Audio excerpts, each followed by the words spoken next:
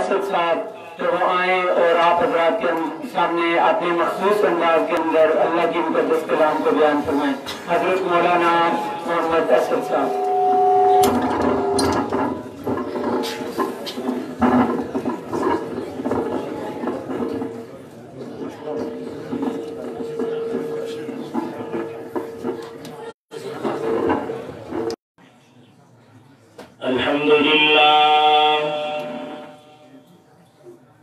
الحمد لله الذي نور قلوب العارفين بنور الإيمان وشرح صدور الصادقين بالتوحيد والإيقان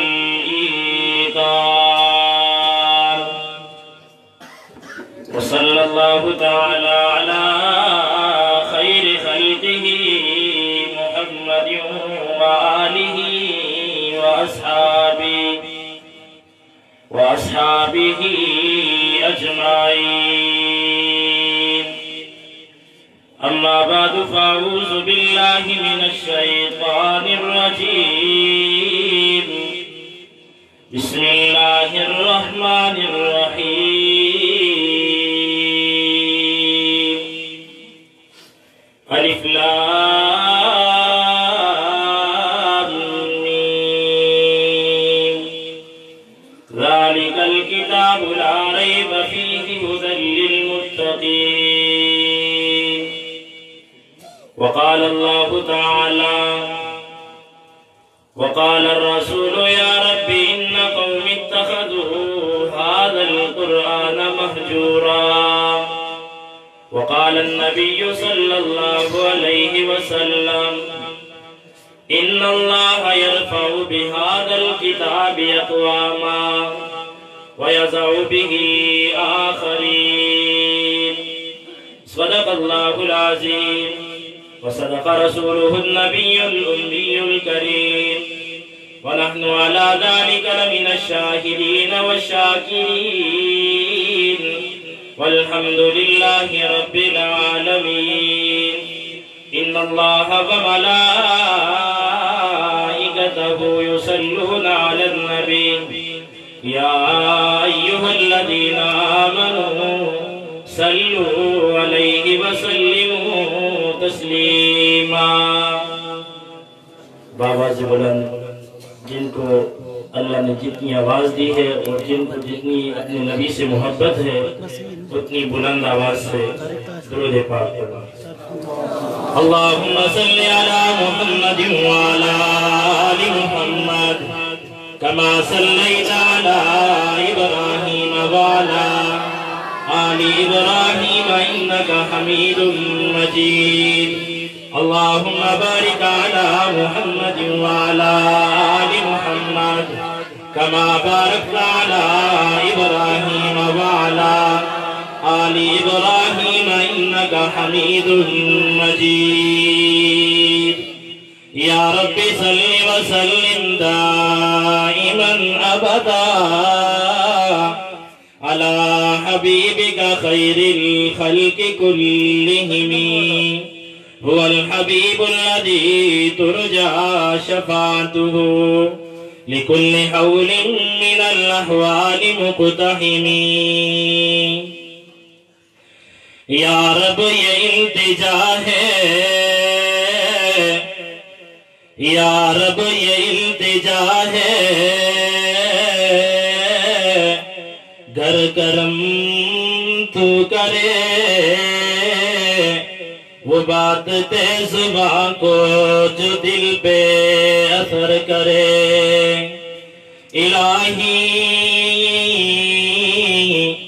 میں رہوں یا نہ رہوں پر تمنا ہے کہ دین محمد رہے اور عزت قرآن رہے مسلمانوں اٹھو قرآن کی دعوت کو پھیلاؤ مسلمانوں اٹھو قرآن کی دعوت کو پھیلاؤ جہان بے ایمان کو عافیت کے راز سمجھاؤ زمانہ آج بھی قرآن ہی سے فیض پائے گا، مٹے گی ظلمت شب اور سورج جگمگائے گا۔ سبحانک لا علم لنا الا ما علمتنا انک انت العلیم الحکیم۔ رب اشرح لی صدری ویسر لی امری واحلل عقدۃ من لسانی یفقهوا قولی۔ رب زدنی علما رب زدنی علما رب زدنی علما۔ واجب الاحترام علماء کرام، محترم دوستوں اور بزرگوں، اور بالخصوص جرنیل علماء حق حضرت مولانا قاضی محمد صادق صاحب اور خطیب علاقہ مولانا عبدالقدیر صاحب، اور بھی جو علماء کرام یہاں پر آئے ہیں، سب سے پہلے میں حضرت مولانا بنارس ربانی صاحب کو مبارکباد پیش کرتا ہوں، جنہوں نے تراویح کے اندر اللہ کے پاک کلام کو سنایا، اور پھر مبارکباد پیش کرتا ہوں ان حضرات کو جنہوں نے کھڑے ہو کر تراویح کے اندر ان کے پیچھے قرآن کو سنا۔ اللہ حضرت قاری صاحب کا سنانا اور آپ حضرات کا سننا اپنے دربار میں قبول اور منظور فرمائے۔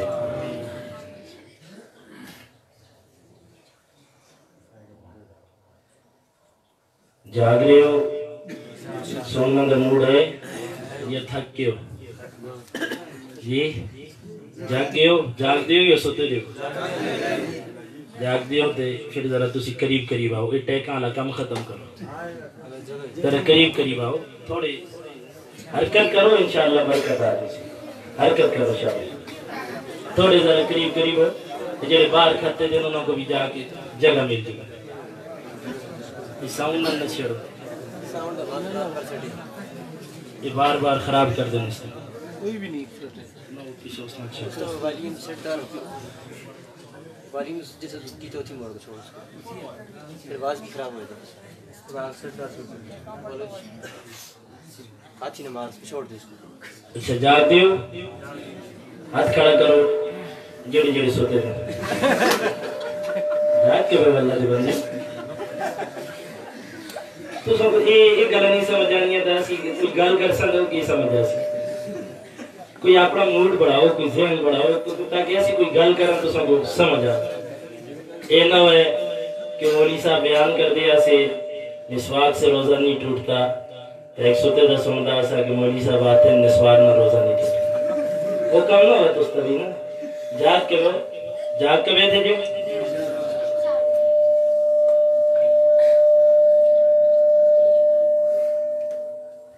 میں نے آپ حضرات کے سامنے مختصراً بات عرض کروں گا۔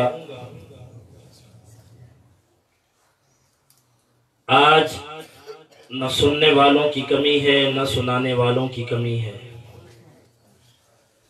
اگر کمی ہے تو عمل کی کمی ہے۔ معلومات ہر ایک کے پاس ہے،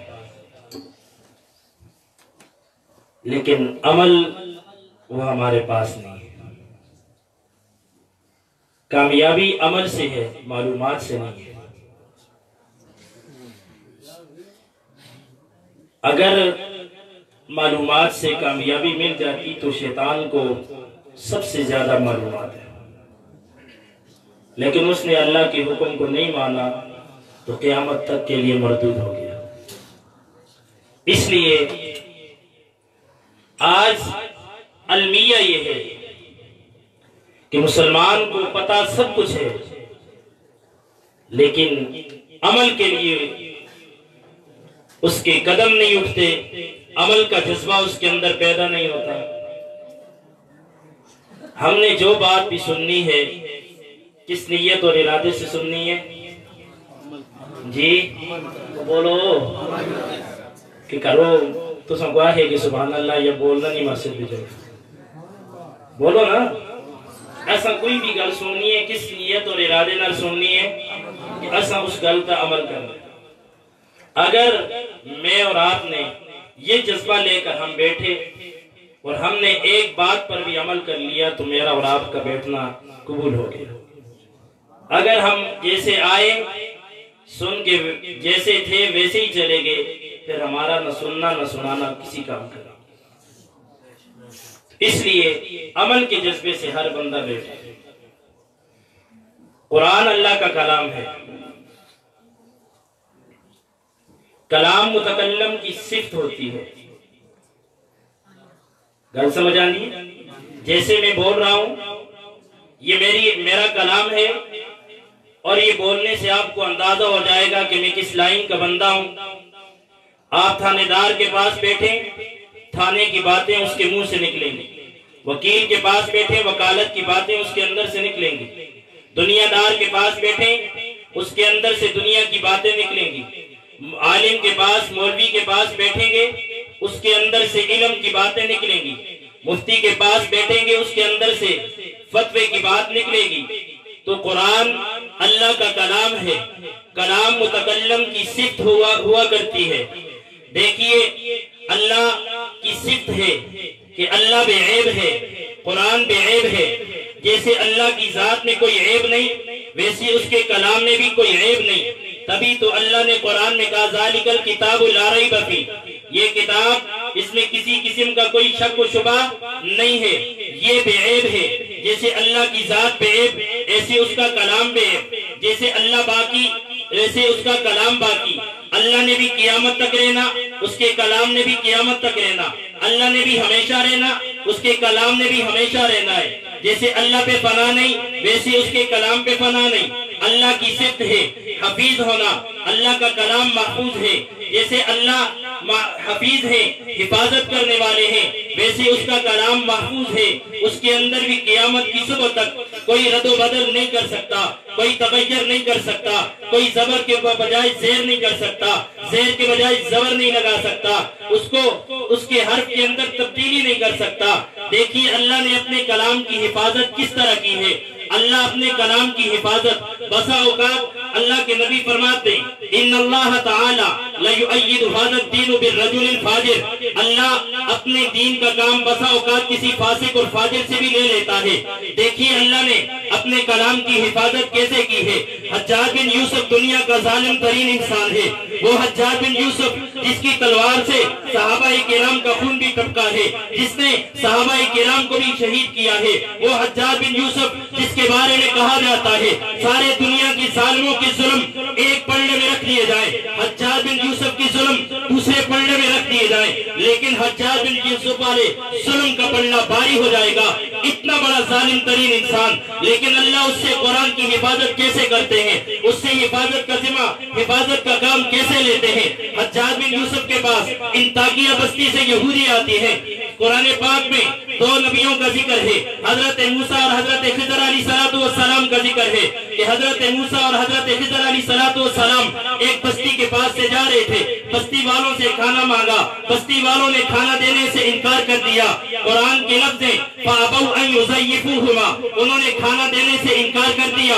अब ये बस्ती वाले हज्जाज बिन यूसुफ के पास आए, आकर कहने लगे आप इस तरह कर लीजिए, ये जो बा का नुक्ता है इसको खत्म करके ऊपर लगा दीजिए, इसके साथ एक नुक्ता और लगा दिया जाए, आप फ़अबौ की जगह फ़अतौ कर दें, ताकि इसका माना ये हो जाएगा कि बस्ती वालों ने खाना दिया हमारी इज्जत रह जाएगी। हज्जाज बिन यूसुफ ने कहा ठीक है मैं जालिम जरूर हूँ, मैं दरिंदा जरूर हूँ, लेकिन मैं इतना किया गुजरा नहीं हूँ कि अल्लाह के कलाम के अंदर तगय्युर कर दूं, ये मेरे बस की बात नहीं। कहने लगा आप मेरे मेहमान खाने में ठहरिए, मैं आपकी ज़ियाफत करता हूँ। जाकर अंदर से तलवार लेकर आया और जाकर उनके सर तन से जुदा कर दिए और सर तन से जुदा करके कहने लगा जिस कुरान की हिफाजत का जिम्मा मेरे रब ने लिया है उसको हज्जाज बिन यूसुफ नहीं चेंज कर सकता। अल्लाह ने अपने कलाम की हिफाजत हर जमाने में की। जैसे अल्लाह हफीज है वैसे उसका कलाम महफूज है, इसके अंदर कोई तगय्युर नहीं कर सकता। बाकी किताबें जरूर हैं لیکن وہ کلام نہیں، کلام صرف قرآن پاک ہے، یہ اللہ کی صفت ہے۔ اور جو بندہ یہ چاہتا ہے کہ میں رب کی بولی بولوں یا میں رب سے ہم کلام ہوں، وہ یا تو نماز پڑھے یا قرآن کی تلاوت کرے۔ جب وہ قرآن کی تلاوت کرے گا گویا وہ اللہ سے باتیں کر رہا ہے، اللہ کی بولی بول رہا ہے۔ جیسے حضرت فرما رہے تھے قرآن اثر والی کتاب ہے، تاثیر والی کتاب ہے۔ قرآن سے اللہ کے نبی کے دور میں لوگوں نے فائدہ لیا، لوگوں نے قرآن سے اثر قبول کیا، اور پھر اللہ نے ان کو وہ مقام اور مرتبہ عطا کیا جو قیامت تک شاید کسی کو پھر نہ مل سکے۔ یہ تو اس زمانے کی بات تھی۔ آئیے زمانہ قریب کی بات کریں، جب روس کمیونسٹ کا دور تھا، جب ہر طرف سوشلزم کی بات ہو رہی تھی، جمال عبد الناصر قرآن کی تاثیر دیکھنا چاہتے ہو، حال کے زمانے کی بات کر رہا ہوں، یہ ماضی قریب کی بات کر رہا ہوں، کہ جمال عبد الناصر روس میں گیا تو انہوں نے قرآن پاک پہ کچھ اعتراضات کیے، تو جمال عبد الناصر نے دوسری دفعہ جب دورے پہ جانے لگا تو اس نے اپنے ساتھ پیغام بھیجا قاری عبد الباسط الصمد کو کہ آپ نے میرے ساتھ جانا ہے اور ان سوشلزم اور کمیونسٹوں کو ہم نے قرآن کے اوپر جو اعتراضات کیے تھے اس کا جواب دیا۔ اب وہ اپنے صداقتی طیارے میں جمال عبد الناصر لے کر روس گیا۔ روس میں جب وہ سارے کمیونسٹ جمع تھے تو جمال عبد الناصر کہنے لگا یہ میرا ساتھی تمہیں کچھ سنانا چاہتا ہے۔ تو انہوں نے کہا ٹھیک ہے سنائیں۔ تو شیخ عبد الباسط الصمد نے وہی سورہ طٰہٰ کی پہلے دو رکوع جو حضرت عمر نے سنے بہن سے اور حضرت خباب سے، تو اللہ نے اسلام کی توفیق دی، وہی انہوں نے پڑھنے شروع کیے۔ جب دو رکوع، آپ کو پتہ ہے جب شیخ عبد الباسط الصمد کی ویڈیو موبائل میں موجود ہے، جب وہ قرآن پڑھتے تھے کتنا ڈوب کے پڑھتے تھے، اور آنکھیں بند کر کے جب قرآن پڑھتے، تو جب وہ دو رکوع پڑھ کے جب آنکھیں انہوں نے کھولی تو وہ سارے کمیونسٹ رو رہے تھے۔ جمال عبد الناصر کو کہنے لگے ہمیں نہیں پتا کہ آپ کے ساتھی نے کیا پڑھا، ہمیں کچھ سمجھ نہیں آیا، لیکن اس کی تاثیر نے ہمیں رولا دیا۔ قرآن ایسی اثر والی کتاب ہے، اور اس کی مثال بارش جیسی ہے۔ جیسے بارش آسمان سے آتی ہے، قرآن بھی آسمان سے آیا، اور جب بارش برستی ہے فائدہ اسی زمین کو ہوتا ہے جو بنجر نہ ہو، جو شڑ نہ ہو، جس کو شور اور کلر نہ ہو۔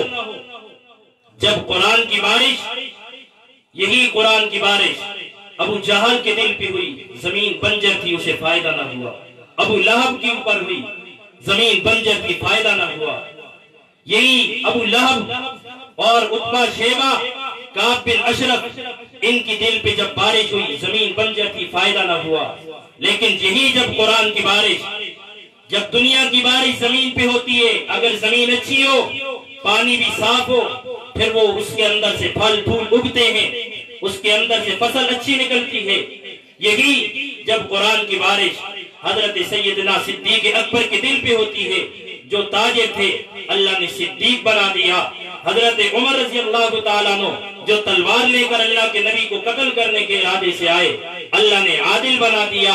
عثمان ذو النورین رضی اللہ تعالیٰ عنہ کو ذو النورین بنا دیا۔ حضرت علی رضی اللہ تعالیٰ عنہ کو حیدر کرار بنا دیا۔ ابو ہریرہ کو حافظ الحدیث بنا دیا۔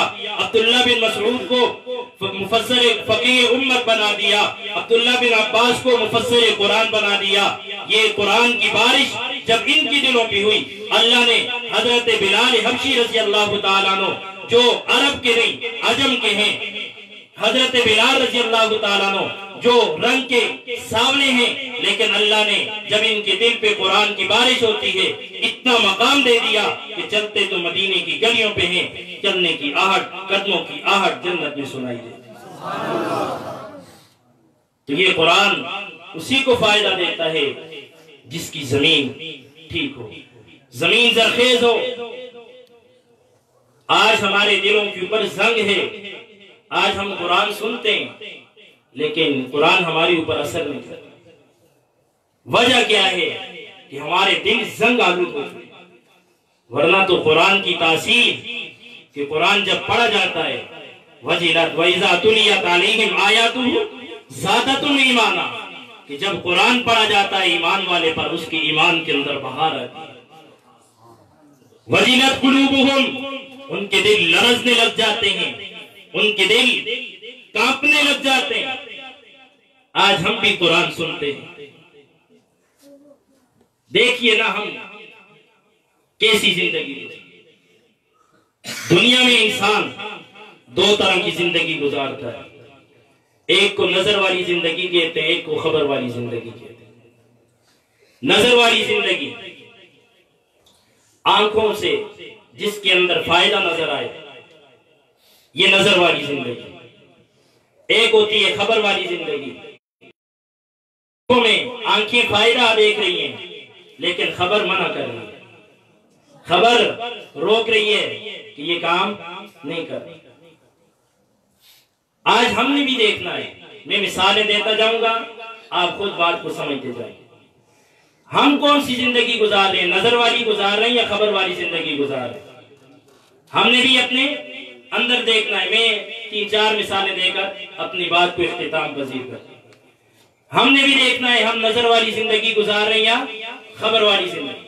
دیکھیے حضرت موسیٰ علیہ السلام اور حضرت موسیٰ علیہ السلام کی قوم, جب اللہ نے حضرت موسیٰ علیہ السلام کو حکم دیا اے موسیٰ اپنی قوم کو لے کر نکلو, ہجرت کرو. حضرت موسیٰ علیہ السلام اپنی قوم کو لے کر نکلتے ہیں رات کو, اور پیچھے فرعونیوں کو خبر ہو جاتی ہے. فرعون کو پتہ چلتا ہے, فرعون بھی تعاقب میں جاتا ہے.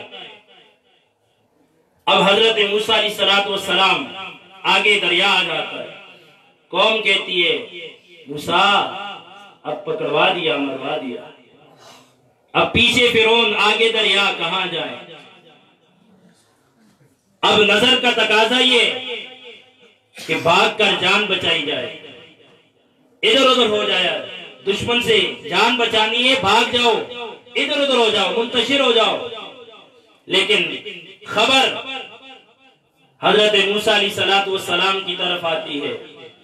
حضرت موسیٰ علیہ السلام اپنی قوم کو کہتے ہیں کَلَّا إِنَّ مَعِيَ رَبِّي سَيَهْدِينِ, ہرگز نہیں, میرا رب میرے ساتھ ہے, وہ مجھے راستہ دکھائے گا. اللہ نے خبر نازل کر دی, اے موسیٰ تیرے ہاتھ کے اندر جو عصا ہے, اس عصا کو بِعَصَاكَ الْبَحْرَ, اس عصا کو سمندر کے اوپر مار, دریا کے اوپر مار. اس عصا کو دریا کے اوپر مارنا تیرا کام ہے. اس کے اندر سے 12 راستوں کو جاری کر دینا مجھ خدا کا کام ہے. حضرت موسیٰ علیہ السلام نے نظر کے اوپر عمل نہیں کیا, خبر کے اوپر عمل کیا. جب حضرت موسیٰ علیہ السلام جادوگروں کے مقابلے میں جاتے ہیں, جادوگر مقابلے میں آتے ہیں. اب جادوگر اپنے جادو کے زور پہ رسیوں کو سانپ بنا کر میدان کے اندر پھینک دیتے. اب نظر کا تقاضا یہ ہاتھ کے اندر جو عصا ہے اس کو مضبوطی سے پکڑا جائے, تھاما جائے اور ان سانپوں کا مقابلہ کیا جائے. یہ نظر کہتی ہے, عقل کہتی ہے. لیکن خبر کا تقاضا اللہ رب العزت نے حضرت موسیٰ علیہ السلام کی طرف وحی نازل کی, اے موسیٰ اپنے عصا کو زمین کے اوپر ڈال. جب حضرت موسیٰ علیہ السلام نے اپنا وہی عصا زمین کے اوپر ڈالا, اللہ رب العزت نے اس عصا کو ایک بہت بڑا ادا بنا دیا. فَإِذَا هِيَ حَيَّةٌ تَسْعَىٰ, وہ ایک بہت بڑا ادا بن گیا. اب حضرت موسیٰ نے نظر کے اوپر عمل نہیں کیا, عقل کے اوپر عمل نہیں کیا, انہوں نے خبر کے اوپر عمل کیا. تیسری مثال, حضرت موسیٰ علیہ السلام جب قوم کو لے کر پار ہو گئے, قوم والوں نے پانی کا مطالبہ کیا. تو حضرت موسیٰ علیہ السلام نے دعا کی، اللہ رب العزت نے کہا اب نظر کا تقاضا یہ، اب خبر کہہ رہی ہے اے موسیٰ اپنے عصا کو پتھر کے اوپر مار، لیکن عقل یہ تقاضا کر رہی ہے کہ عصا کو پتھر پہ مارنے سے کیا ہوگا؟ اب عقل یہ کہتی ہے اس عصا کے ساتھ زمین کو کریدا جائے، پانی نکالا جائے، لیکن خبر یہ کہہ رہی ہے اپنے عصا کو پتھر کے اوپر مار۔ فانفجرت منہ اثنتا عشرۃ عینا، حضرت موسیٰ علیہ السلام نے اپنے عصا کو جب پتھر کے اوپر مارا، اللہ نے اس کے اندر سے چشموں کو جاری کر دیا۔ آج ہم نے بھی یہ دیکھنا ہے، ایک طرف نظر والی زندگی ہے، ایک طرف خبر والی زندگی ہے۔ اب ہمارے سامنے غیر محرم عورت آتی ہے، اب آنکھ تقاضا کرتی ہے دیکھنا چاہیے، اب آنکھ کا تقاضا یہ اس کو دیکھا جائے، لیکن خبر کہہ رہی ہے قُلْ لِلْمُؤْمِنِينَ يَغُضُّوا مِنْ أَبْصَارِهِمْ وَيَحْفَظُوا فُرُوجَهُمْ ذَلِكَ أَزْكَىٰ لَهُمْ إِنَّ اللَّهَ خَبِيرٌ بِمَا يَصْنَعُونَ کہ مومنوں سے کہہ دیجئے، ایمان والوں سے کہہ دیجئے، بے ایمانوں سے نہیں، وہ اپنی نگاہوں کی حفاظت کریں اور اپنی شرمگاہوں کی حفاظت کریں۔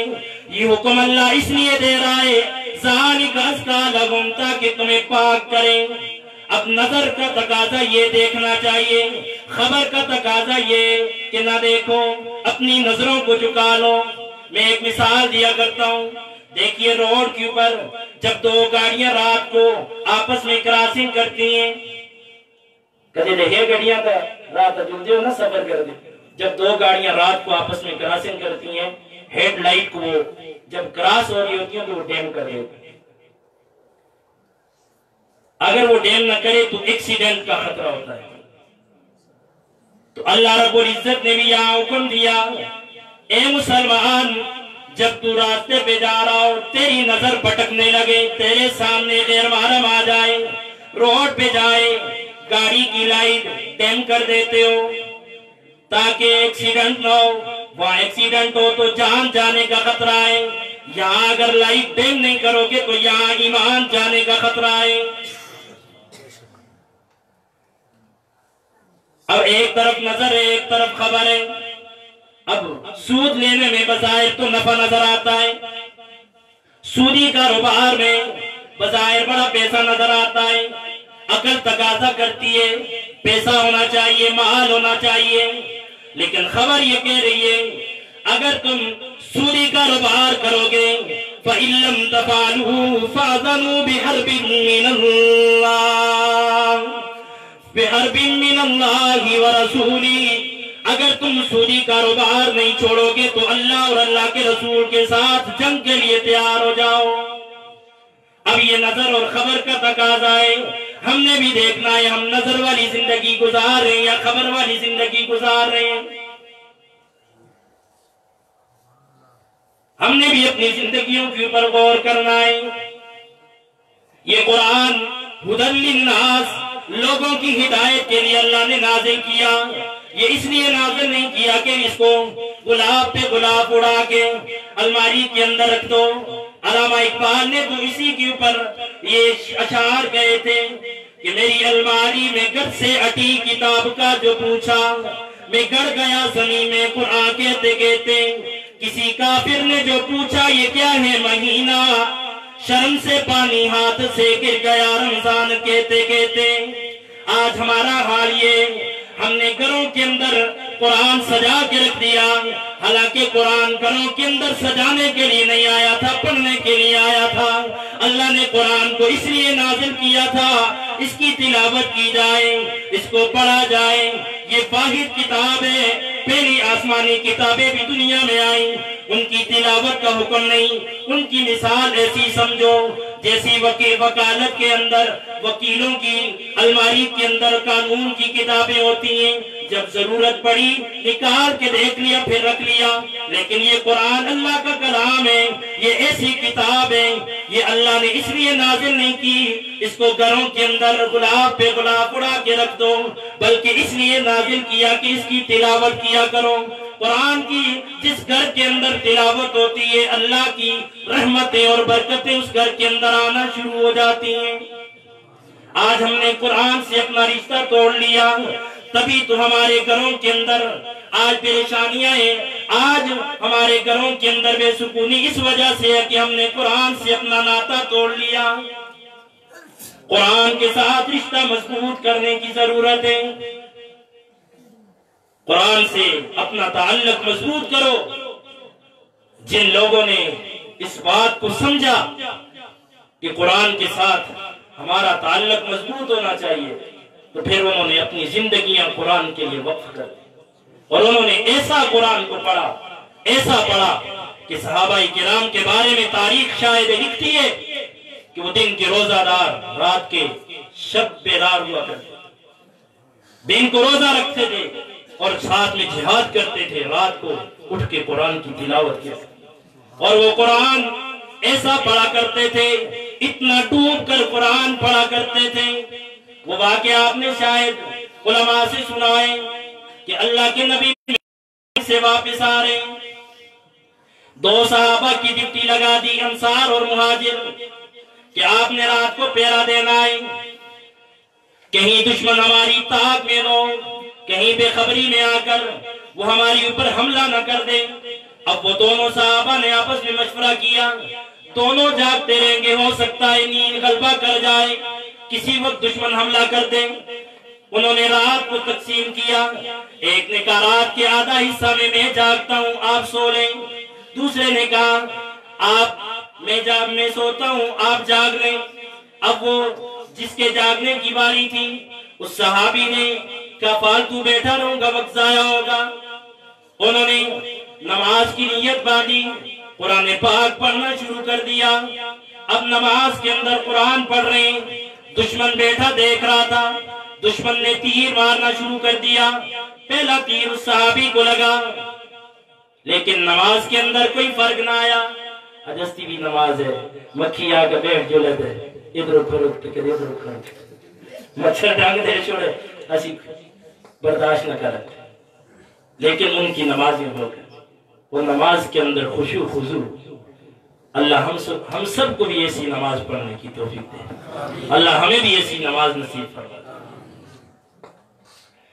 اب وہ دشمن نے تیر مارا، کوئی حرکت نہ ہوئی، دوسرا تیر آگے لگا، کوئی حرکت نہیں، تیسرا تیر آگے لگا، کوئی حرکت نہیں۔ اب اس صحابی نے اس کے جسم سے خون نکل کے بہنا شروع ہوا، گرم گرم تازہ تازہ خون۔ جب اس صحابی کی جسم کے اوپر لگا وہ بیدار ہوا، اور اس صحابی نے بھی نماز مختصر کر دی، کہیں ایسا نہ ہو کہ میری نماز کے اندر دشمن ہماری اوپر حملہ نہ کر دے۔ اب انہوں نے نماز مختصر کی، اب یہ صحابی بھی بیدار ہوا، دشمن نے دیکھا کہ صحابہ جاگ رہے ہیں، بیدار ہیں، وہ بھاگ گیا۔ صحابی نے کہا اللہ کے بندے کیوں اپنے آپ کو ہلاکت میں ڈال رہے تھے، آپ کسی طرح رہتے تو ہو سکتا ہے ممکن تھا کہ آپ گر جاتے، آپ کی جسم سے خون زیادہ نکلنے کی وجہ سے آپ گر جاتے اور دشمن ہماری اوپر حملہ کر دیتا۔ صحابی فرمانے لگے کیا کروں، قرآن پڑھ رہا تھا، قرآن پڑھنے میں اتنا مزہ آ رہا تھا، میرا جی نہیں کرتا تھا کہ میں نماز کو ختم کروں، میرا جی نہیں کرتا تھا کہ میں تلاوت کو مختصر کروں۔ آج ہماری کوشش یہ ہوتی ہے کری صاحب ذرا جی نماز لوٹ کر تھوڑی جی لمبی کر چھوڑیں، اسی پچھو کھنگ رہے تھے آواز آ گئی، ایک کونے پچھو کھنگ سا، دوئی پچھو کھنگ سا، ایک پچھو کھنگوری جی آواز آسی، دوئی پچھو۔ آج ہمارا حال ہے، اور ہمارے نوجوان اتنے سست ہو چکے ہیں، جو مستقبل جن کے ہاتھ میں وہ نوجوان تراویح کے اندر سب سے زیادہ غفلت نوجوان، بوڑھا وہ تراویح پوری پڑھتا ہے، نوجوان غافل۔ مسجدوں کے اندر حالانکہ یہ جوانی کی عبادت اللہ کو بڑی پسند ہے، بڑی پسند ہے، بڑی محبوب ہے، اس لیے ہم نے یہ جو غفلت والی زندگی گزار رہے ہیں نا، اس غفلت والی زندگی سے اپنے آپ کو تو میں بات کر رہا تھا قرآن کو جن لوگوں نے سمجھا کہ قرآن کی تلاوت کرنی ہے، تو پھر انہوں نے اپنی زندگیاں لائی۔ حضرت امام اعظم ابو حنیفہ رحمۃ اللہ تعالی علیہ رمضان میں 2 قرآن پاک یعنی 61 قرآن پاک کا ختم کیا کرتے تھے، یعنی ایک رات کو اور ایک دن کو اور پھر ایک تراویح کے اندر 61 قرآن پاک مکمل کیا۔ اور امام شافعی رحمۃ اللہ تعالی علیہ کی بیٹیاں، آج ہماری بھی مائیں بہنیں، جب مائیں بہنیں نیک ہوا کرتی تھی، اللہ اولاد بھی نیک دیا کرتا۔ امام شافعی کی بیٹیاں جتنی دیر میں کھانا پکاتی تھی اتنی دیر میں 13 پارے قرآن پاک کی پڑھ لیا کرتی۔ امام شافعی رحمۃ اللہ تعالی علیہ روزانہ رات کو ایک قرآن پاک ختم کیا کرتے۔ اور امام بقی بن مخلد رحمۃ اللہ تعالی علیہ 13 رکعتوں میں پورا قرآن پاک پڑھ لیا کرتے۔ اور امام بخاری رحمۃ اللہ تعالی علیہ روزانہ ایک ختم قرآن پاک کا کیا کرتے تھے۔ اور زمانہ ماضی قریب میں آ گئے، مولانا حسین احمد مدنی رحمۃ اللہ تعالی علیہ نے 27 دنوں میں جیل میں بیٹھ کے قرآن پاک کو حفظ کیا اور تراویح کے اندر سنایا۔ اور پھر مولانا مسعود اظہر حفظہ اللہ تعالی نے انڈیا کی جیل میں 1 ماہ میں قرآن یاد کیا۔ اور پھر جبل استقامت جرنیل علماء حق مولانا اعظم طارق شہید رحمۃ اللہ تعالی علیہ روزانہ جیل کے اندر یومیہ 1 قرآن اور 10 پارے پڑھا کرتے۔ یہ جن لوگوں نے قرآن کو سمجھا ہے، اپنا سب کچھ لگا دیا ہے۔ اور پھر مولانا اعظم طارق شہید رحمۃ اللہ تعالی علیہ کے ایک بیان میں نے سنا ہے، وہ فرماتے ہیں ہمیں جب جیل کے اندر لے جایا گیا 90 دن کے بعد جب جیل سے نکالا تو ہمارے 90 قرآن پاک ختم ہو چکے تھے۔ یہ وہ لوگ ہوا کرتے جنہوں نے، اور پھر اپنے یہ شاہ اسماعیل شہید رحمۃ اللہ تعالی، یہ جو آپ کے پڑوس میں آ کر شہید ہوئے، یہ عصر سے مغرب تک پورا قرآن پاک پڑھ لیا کرتے۔ لوگوں کو یقین نہ ہوا، ایک دفعہ بالا کوٹ کے کچے پل پہ لوگوں کے سامنے حضرت نے عصر کے بعد قرآن پڑھنا شروع کیا اور مغرب سے پہلے انہوں نے قرآن پاک مکمل کر دیا، اور ابھی بھی مغرب میں کچھ وقت باقی تھا۔ یہ وقت کی برکت ہوا کرتی۔ صحابہ کرام فرماتے ہیں ہم عصر سے مغرب تک اونٹ کو ذبح کر کے تقسیم کر دیتے تھے، پھر بھی ابھی مغرب کی نماز میں ٹائم ہوتا ہے۔ آئی تسی صبح دان ذبح کر دیو بیل تو نمازہ تک تسی مسا اس کو بھی تقسیم لگا رکھتے۔ یہ وقت کی برکت ہوا کرتی تھی۔ آج ہمارے اوقات میں برکت، خدا را قرآن کے ساتھ اپنا تعلق مضبوط کرو، قرآن کو پڑھو۔ جب قرآن کی تلاوت کی جائے گی ہمارے دلوں کا زنگ اترے گا۔ یہ دل کے اوپر ہمارے زنگ ہے، یہ زنگ اتارنے کی ضرورت ہے۔ تو اللہ رب العزت سے دعائے جو کچھ کہا گیا سنا گیا، اللہ مجھ سمیت ہم سب کو اس کی پر عمل پیرا ہونے کی توفیق نصیب فرمائے۔ آخر میں یہ حضرات کی طرف سے فرمائش آئی ہے وہ نظم کی، بہت سارے حضرات نے کہا ہے کہ آپ نے وہ نظم بھی آخر میں سنانی ہے۔ جو نظم تو وہ نظم میں فکر آخرت پہ نظم ہے، تو میں آپ کو سنا دیتا ہوں۔ وہ نظم آپ نے پچھلے سال بھی بعض احباب نے سنی ہے، نہیں سنی تو ہم سنانا سن کروں، حضرات کی فرمائش ہے تو سناتا ہوں۔ خواب میں سوئے ہوئے مومنوں، عیش و عشرت بڑھانے سے کیا فائدہ،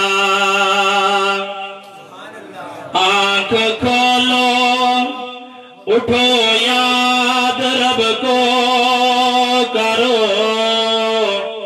عمر یوں ہی گوانے سے کیا فائدہ، اپنے رب کو جوانی میں بھولا ہے تو، طاقت کے پودے پہ پھولا ہے تو، جب جوانی ڈلے گی تو پچھتائے گا، ایسے رونے رلانے سے کیا فائدہ۔ اللہ کے نبی نے فرمایا شباب قبل حرمی کا، जवानी को बुढ़ापे से पहले गनीमत समझ। अल्लाह ने आज जवानी दी है, आज ये नारा लगाते हो जवानी दीवानी मस्तानी शैतानी, आज ये नारा लगाते हो। इस जवानी के अंदर गुनाहों के अंदर अपने आप को लगाते हो। अल्लाह ने ये जवानी इसलिए नहीं दी, मैदान महशर में उस वक्त तक जमीन आपके कदम नहीं छोड़ेगी जब तक इस सवाल का जवाब न दे आप न दे दोगे। अल्लाह पूछेंगे जवानी दी थी कहाँ लगाई, जवानी दी थी कैसे गुजार के आया। इसलिए इस जवानी की कदर करो। अल्लाह ने आज जवानी दी है, इस जवानी के अंदर अल्लाह को राजी कर लो। जवानी की इबादत अल्लाह को बड़ी महबूब है। था हुकूमत का फिरौन को भी नशा,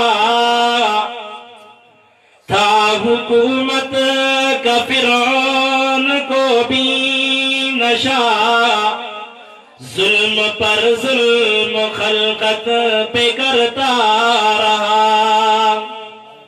जुल्म इतने किए, जब उसे ये खबर हुई एक बच्चा आने वाला है जो मेरे इक्तिदार को खत्म कर देगा, मेरे इक्तिदार को मलिया मेट कर देगा, उसने 70,000 बनी इस्राइल के बच्चों को कत्ल करवा दिया। युज़ब्बिहूना अब्नाकुम व यस्तहयूना निसाकुम, उनके बेटों को कत्ल करता था, उनकी औरतों को जिंदा रखता था, बच्चों को कत्ल करता था। लेकिन अल्लाह ने उसी के घर में मूसा को पाल के दिखा दिया कि ताकत मेरी है तेरी नहीं है। उसने जुल्म किए और इतनी ताकत के अंदर मस्त था, गुरूर के अंदर मस्त था, इतना अल्लाह ने उसको इक्तिदार दिया था। 70,000 शेरों पे उसकी हुकूमत थी, 75 लाख का उसका लश्कर था। वो फिरौन, अल्लाह ने उसके साथ क्या किया?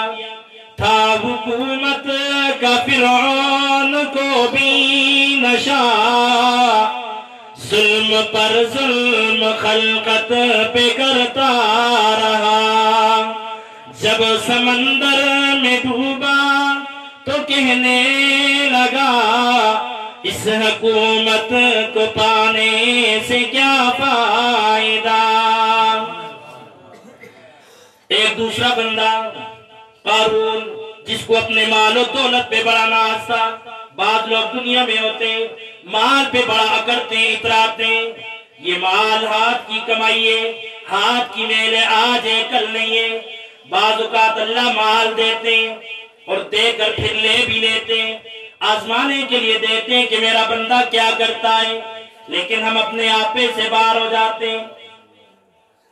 मालदारी में मशहूर कारून था, वो कारून जिसके खजाने की चाबियां व आतैनाहु मिनल कुनूज़ि मा इन्न मफातिहहु लतनू बिल उस्बति उलिल कुव्वा, एक बहुत बड़ी ताकतवर जमात उठाया करती थी।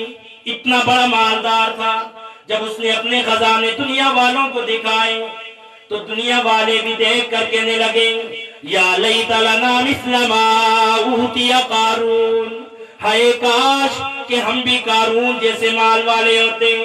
लेकिन जब उसका इंजाम देखा अल्लाह ने क्या किया? मालदारी में मशहूर कारून था, वो मुखालिफ था मूसा व हारून का। जब ज़मीने दसाया गया तो कहने लगा ऐसे बेजा खजाने से क्या फायदा। और फिर शद्दाद, जिसने दुनिया में जन्नत बनाई, लोगों को कहने लगा मुझे तो आखिरत की जन्नत की जरूरत नहीं है, मैं दुनिया में उसके मुकाबले में जन्नत बनाऊंगा। कितना मशहूर किस्सा है शद्दाद का, रूह उसके तन से जब निकाली गई, जब हजरत मलकुल मौत ने उसकी रूह को निकाला, एक पांव घोड़े की रिकाब में, दूसरा जन्नत में रखना चाहता था कि मलकुल मौत ने रूह को निकाल दिया।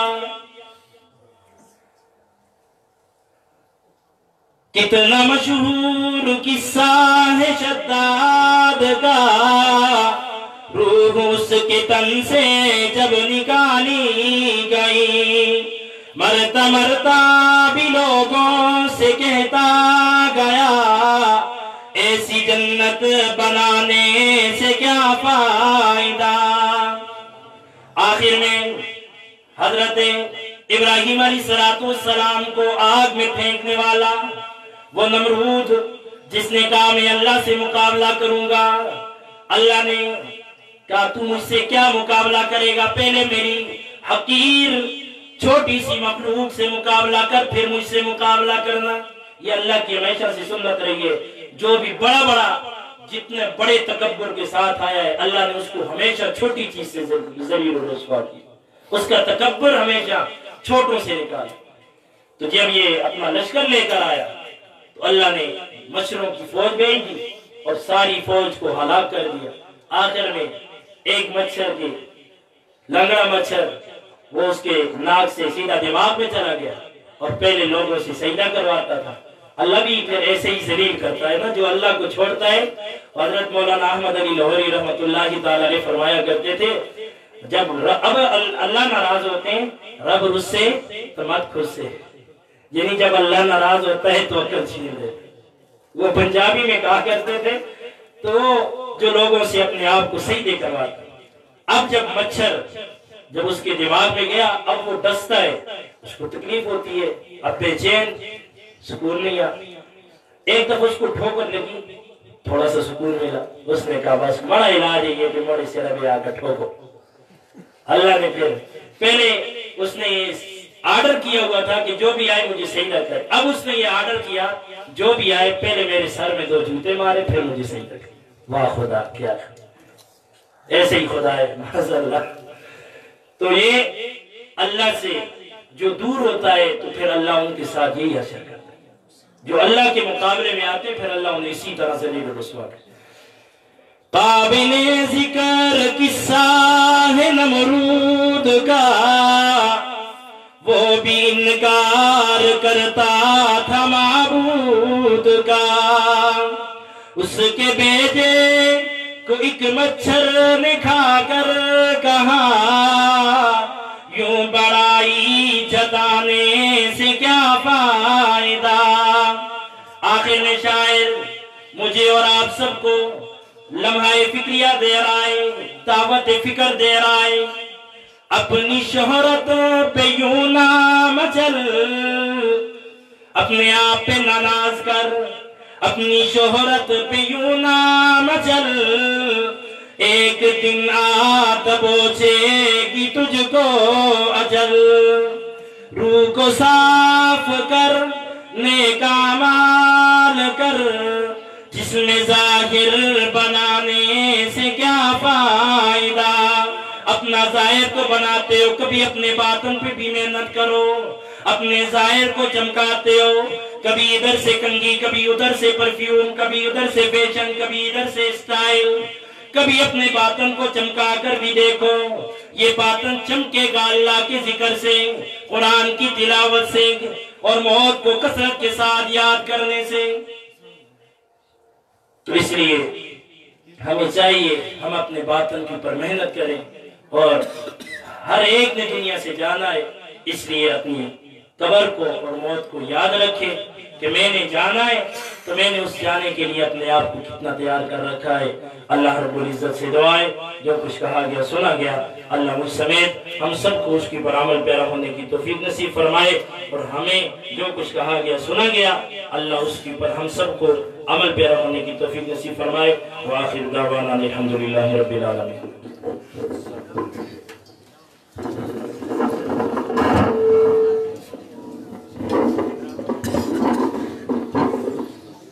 جزاک اللہ واحسن الجزاء فی الدارین۔ یہ تھے خطیب جلوڑا سے جناب حضرت مولانا محمد اسد صاحب۔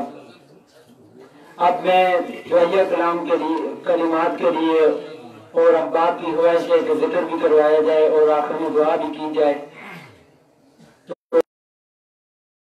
لاتے ہیں، لیکن ان سے پہلے آپ سب حضرات کا شکریہ۔ اللہ تعالی ہم سب کا مل بیٹھنا یہاں قبول فرمائے۔ بالخصوص علماء کرام کا، قرۂ اعظام کا، حفاظ کرام کا بھی شکریہ ادا کرتا ہوں، اور قید سراج ملی سے اور ڈیری سے اور مغل سراج سے اور جہاں سے مانسیرہ سے تشریف لائے ہوئے اس تمام مہمانوں کا دل کی اتحاد رائیوں سے شکریہ ادا کرتا ہوں، اور اپنے انتہائی محسن برادر جناب صابر محبوب صاحب کا بھی دل کی اتحاد رائیوں سے شکریہ ادا کرتا ہوں کہ جنہوں نے ہمارے پروگرام کو کوریج دی اور لائیو پروگرام سب کو دکھایا، کیونکہ ہمارے پردیسی بھائی سعودی عرب کے اندر دن کو کالے کی، انہوں نے کہا کہ پروگرام کو لائیو چلایا جائے۔ انتہائی آپ کا بھی میں دل کی اتحاد رائیوں سے شکریہ ادا کرتا ہوں۔ اب تشریف لاتے ہیں جرنیل علماء حق ہم سب کے رہنما حضرت مولانا قاضی محمد صادق صاحب دامت برکاتہم العالیہ، جو دعائیہ کلمات بھی ارشاد فرمائیں اور ذکر بھی اور آخر میں دعا بھی۔